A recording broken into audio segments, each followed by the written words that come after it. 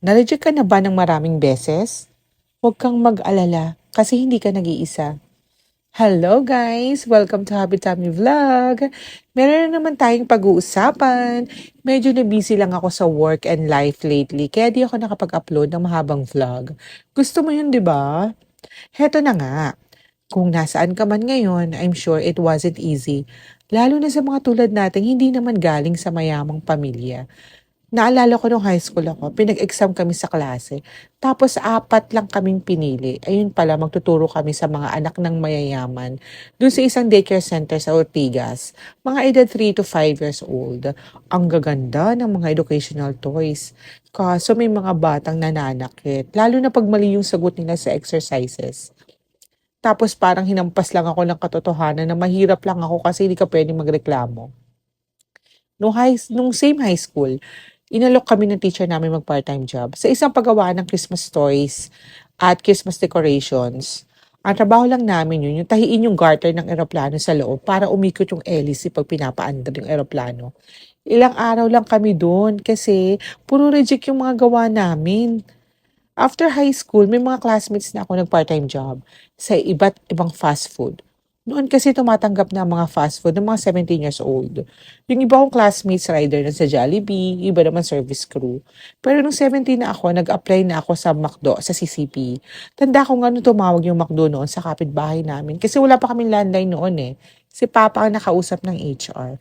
Sukat ba namang sabihin, hindi ko pinapagtrabaho ang anak ko. Gusto ko siyang makatapos ng pag-aaral.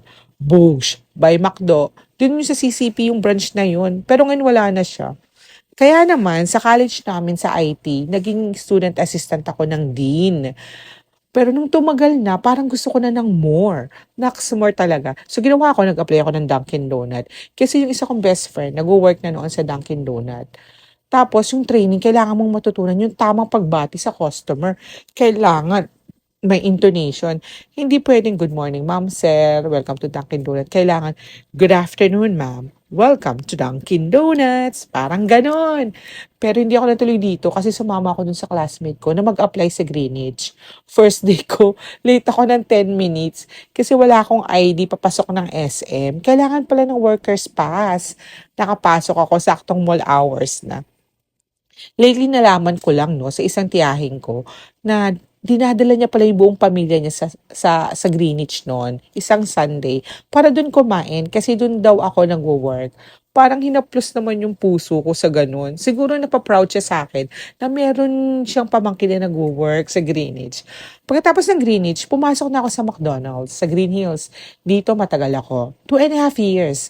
Nag-resign na ako bilang student assistant kasi mas malayo na yung Green Hills sa PUP. Morning shift ako sa McDo, gigising ng 4:30 a.m. habang tulog pa ang lahat. After shift, diretso ako sa school. Natutulog ako sa jeep, nakayuko, yakap yung bag ko sa lap ko. Antok na kasi ako at pagod. Yun na lang ang pahinga ko. One time, may regular customer kami, Amerikano. Lagi niyang order ay orange juice without ice. Counter ako noon, yung juice dispenser namin sira. May juice pero hindi siya lumalamig. Doon ko siya kinuha, no ice, sabi niya. Hindi ko nilagyan ng yellow. He got upset because it wasn't cold. He called me stupid. I smiled and apologized. Not because I believed him, but because I knew I wasn't what he called me.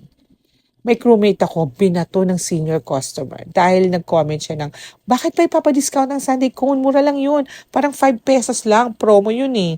Lahat ng mahawakan ng customer, binato niya talaga sa counter. Takbo yung kakro ko sa likod at nag-iiyak ng takot na takot. You see, hindi madali ang trabaho ng service crew. Actually, walang madaling trabaho. It can hurt your body, your emotions, and your confidence.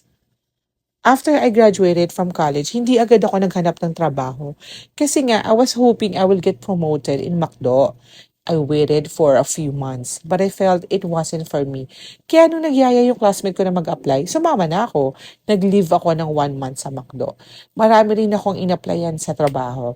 Sama lang ako ng sama sa mga kaibigan ko. Sa Pasay, sa Makati, sa Guadalupe, sa Ortigas. Marami. Nag-apply ako sa isang technical school as an instructor. Nalaman ko kasi may mga classmates ako, instructors na, nagtuturo sila ng IT subjects. I thought, baka kaya ko rin yun. Gaya-gaya ako. I was hired after long hours of exam and interview. I was 21 years old. Nene. May gatas pa sa labi. Balingkinitan, 110 pounds. I remember I was wearing a beautiful, soft, flowy dress.